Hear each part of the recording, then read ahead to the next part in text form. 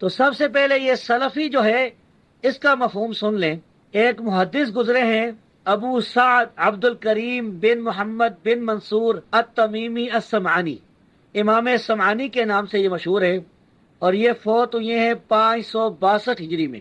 انہوں نے ایک کتاب لکھی ہے اسماء و رجال میں نسب پر، تو اس کتاب کا نام ہے الانساب للسمعانی، امام سمعانی کی کتاب الانساب۔ اس میں جلد نمبر 3 صفحہ نمبر 273 پر امام سمعانی سلفی کا مفہوم لکھتے ہیں، فرماتے ہیں هذه النسبۃ الی السلف وانتحال مذہبهم علی ما سمعت۔ اس کا ترجمہ یہ ہے اردو میں کہ یہ نسبت سلف کی طرف ہے اور سلف کے مسلک اور مذہب کو اختیار کرنا ہے جیسا کہ میں نے سنا ہے۔